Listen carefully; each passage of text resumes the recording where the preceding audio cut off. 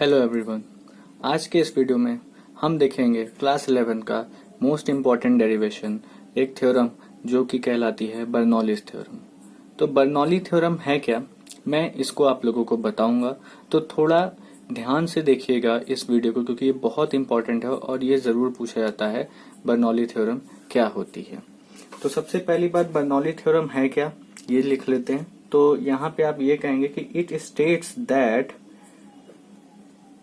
the sum of pressure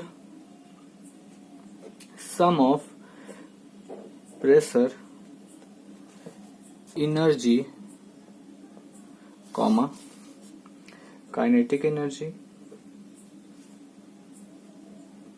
and potential energy, मतलब ये किसका, काइनेटिक एनर्जी पोटेंशियल एनर्जी का सम होती है per unit mass is always constant for an ideal। ठीक है, आइडियल मतलब for incompressible and non viscous. अब ideal fluid having streamline flow. ठीक है, अब इसके बाद इसका क्या मतलब, हमें बेसिकली बर्नौली थ्योरम में प्रूफ क्या करना है ये देख लेते हैं। That is P upon rho plus 1/2 of V square plus GH is equal to constant. हमें यही प्रूफ करना है बर्नौली थ्योरम में। ठीक है, तो चलिए प्रूविंग देखते हैं, इसकी प्रूविंग कैसे होती है। तो सबसे पहले प्रूफ मैं यहाँ पे लिख देता हूँ। तो जब आपको एग्जाम में पूछेगा तो आपको ये डायग्राम बनाना पड़ेगा, फिर उसके बाद ये स्टेटमेंट और प्रूफ क्या करना है ये। देन आफ्टर दैट आप यहाँ से स्टार्ट कर सकते हैं कि प्रूफ क्या है। तो सबसे पहले consider an ideal fluid having streamline flow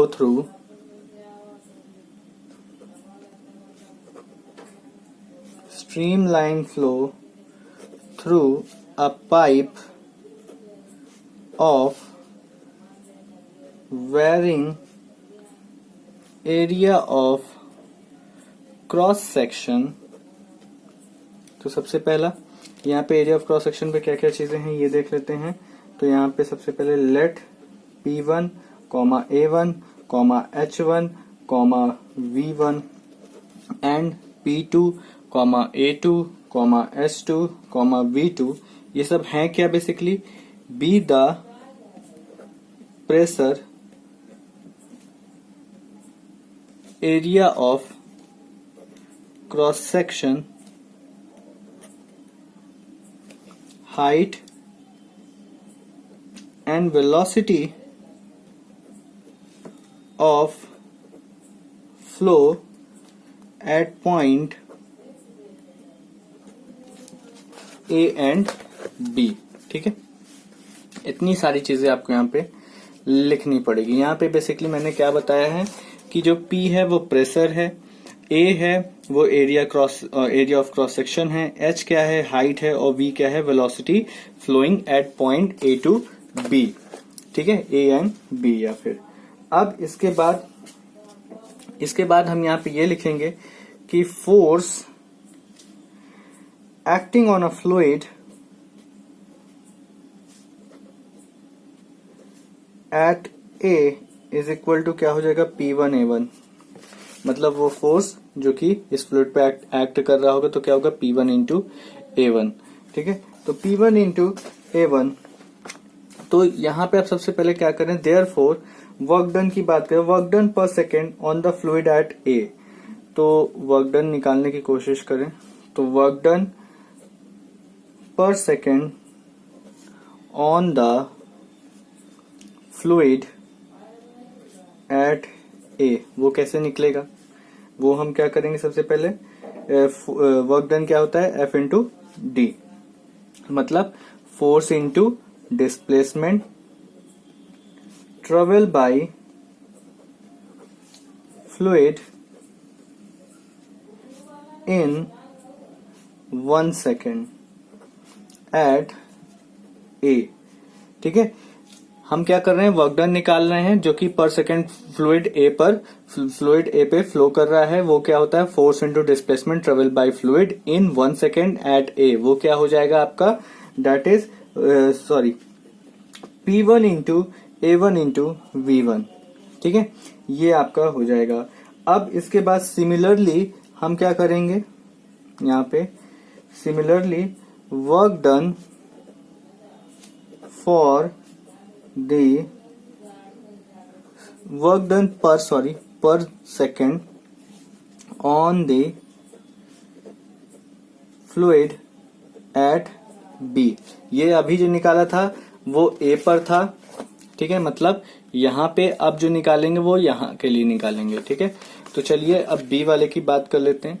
तो B वाले के लिए हम क्या कहेंगे, यही तरह, तो वहां पे क्या आ जाएगा, P2 into A2 into V2। ठीक है, अब क्या करें, सबसे पहले जब ये वर्क डन आ गया तो नेट वर्क डन निकाल लेते हैं। तो नेट वर्क डन हम जब निकालेंगे तो वो क्या हो जाएगा, P1 A1 V1 में से हमें P2 A2 VT को घटाना पड़ेगा। ठीक है, अब यहां से हम क्या करेंगे, ये तो आ गया आपका नेट वर्क डन, लेकिन हमने इक्वेशन ऑफ कंटिन्यूटी पढ़ी होगी जो कि क्या होती है, यहाँ पे ये लिख लेते हैं कि A1 V2 minus of A2 V2 is equal to m upon rho. तो यहाँ पे एक चीज सही कर लीजिए, यहाँ पे A1 V1 होगा, A1 V1 minus A2 V2 is equal to m by rho. ये होता है किसके हिसाब से, according to equation of continuity. हमने ये पढ़ा है कि इक्वेशन ऑफ कंटिन्यूटी क्या होता है, A1 V1 minus A2 V2 is equal to m upon rho. अब क्या करेंगे, देयरफॉर नेट वर्क डन, यहां पर therefore net work done on the fluid by the pressure energy that is W is equal to, क्या हो जाएगा यहाँ पे, net work done on the fluid by pressure energy क्या हो जाएगा, अब यहां से कि P1 m upon rho minus P2 m upon rho. ठीक है, ये आप मान लीजिए, ये आपका इक्वेशन नंबर फर्स्ट है। अब इसके बाद देखिए, मतलब ये चीज अब दिमाग में आ रही है कि ये m अपॉन रो कैसे हो गया। ठीक है, तो यहाँ पे देखिए क्या है, ये P1 A1 V1 है, यहाँ पे P2 A2 V2 है। ठीक है, तो यहाँ पे एक चीज देखिए, ये A1 minus of A2 V2 है, ये देखिए A1 V1 है, यहाँ पे A2 V2 है। तो इनकी जगह पे हमने m अपॉन रो लिख दिया है। ठीक है, दोनों जगह पे। तो यहाँ पे ये देखिए, यहाँ पे भी P1 m upon rho minus P2 m upon rho आ गया। ठीक है, इक्वेशन नंबर फर्स्ट हो गई। अब ये है क्या, यहाँ पे ये लिख लेते हैं, this is work done by the pressure energy on the liquid increases the kinetic energy, ये मैं काइनेटिक एनर्जी को KE लिख रहा हूं, increases the kinetic energy and potential energy को मैं PE लिख रहा हूं, of the fluid when it flows from A to B। ये क्या होगा, एक तरह का ये वर्क डन है जो कि प्रेशर एनर्जी का है लिक्विड का, जब वो काइनेटिक एनर्जी और पोटेंशियल एनर्जी की तरफ इंक्रीज करता है और जो कि A से लेकर के B तक फ्लो होता है। ठीक है, अब कितना इंक्रीज हुआ ये निकाल लेते हैं सबसे पहले कि इंक्रीज इन पोटेंशियल एनर्जी कितना हुआ। तो पोटेंशियल एनर्जी में आपका इंक्रीज कितना हो जाएगा, that is mgh2 minus of mgh1। मतलब mgh2 क्या है, basically potential energy at B में से हमको पोटेंशियल एनर्जी एट A घटाना पड़ेगा। तो मतलब ये आपका हो जाएगा इंक्रीज इन पोटेंशियल एनर्जी।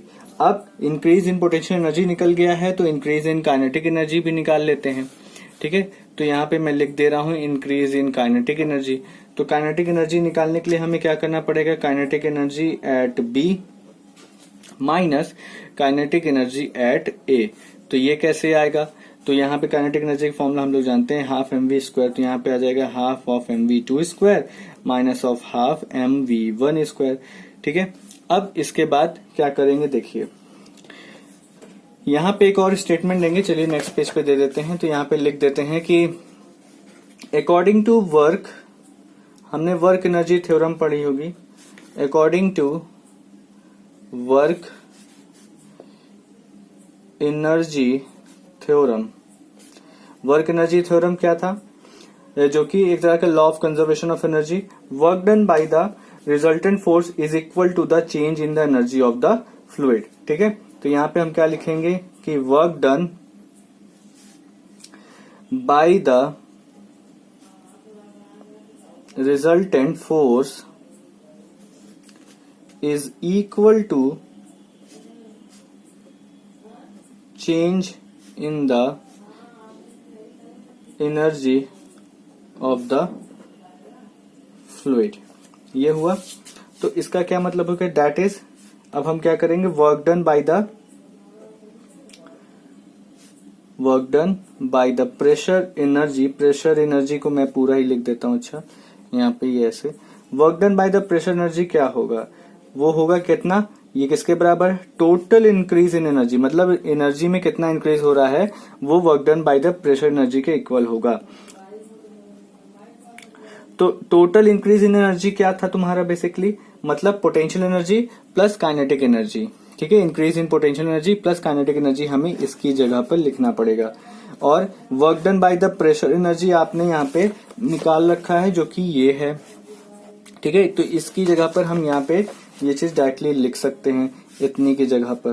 तो यहाँ पे मैं लिख दे रहा हूं P1m upon rho minus P2m upon rho. अब टोटल इंक्रीज इन एनर्जी मतलब सबसे पहले पोटेंशियल एनर्जी में कितना इंक्रीज हुआ था वो देख लेते हैं। तो यहाँ पे mgh2 माइनस mgh1 ये इंक्रीजमेंट हुई थी, प्लस करना पड़ेगा काइनेटिक एनर्जी का, जो कि half of mv2² minus half of mv1², ये था। अब यहां से देखिए m सब में है तो m कॉमन निकल के कट जाएगा। तो यहाँ पे आपके पास बचेगा क्या? P1 upon rho minus P2 upon rho is equal to, यहां से क्या बच रहा है देखिए, GH2 माइनस GH1। तो यहाँ पे मैं लिख दे रहा हूं GH2 माइनस GH1। और यहां से क्या बच रहा है? Half of V2² minus half of V1²। इतनी चीजें बची। अब जब ये बच गया है तो अब हमारे पास बचा ही क्या है? सारी चीजों को मतलब एक तरफ रख लेते हैं सही से। तो यहाँ पे P1 upon rho plus GH1 plus half of V1², मतलब ये वाला GH1 मैंने इधर भेज दिया है। और इसको इज इक्वल टू के बराबर हम लिख सकते हैं कि P2 upon rho plus GH2 plus half of V2²। ठीक है, और इसको हम क्या लिख सकते हैं इस पूरे इक्वेशन, क्योंकि ये तो 1 और 2 के फॉर्म में, मतलब 1 और 2 है। ठीक है, इसमें 1 2 का फॉर्म है। तो अगर हम इसको लिखें तो ये क्या बन सकता है? P upon rho plus GH plus half V², जो कि कांस्टेंट होता है। ठीक है, ये कांस्टेंट है, यही तो है हमारा बर्नौली इक्वेशन, हेंस प्रूफ। ठीक है, तो इस तरह से आपने देखा कि हम बर्नौली इक्वेशन को प्रूफ कर सकते हैं। बर्नौली थ्योरम को हमने यहाँ पे प्रूफ किया। आई होप ये वीडियो आपको समझ में आई होगी, और अगर समझ में आई है तो हमारे चैनल को सब्सक्राइब करना मत भूलिएगा। इसी तरीके से और सारे थ्योरम मैं प्रूविंग आपके लिए लेकर आऊंगा और इजी वे में लेकर आऊंगा। तो हमारे चैनल को सब्सक्राइब करिए और लाइक शेयर कॉमेंट जरूर दीजिएगा। Thank you so much.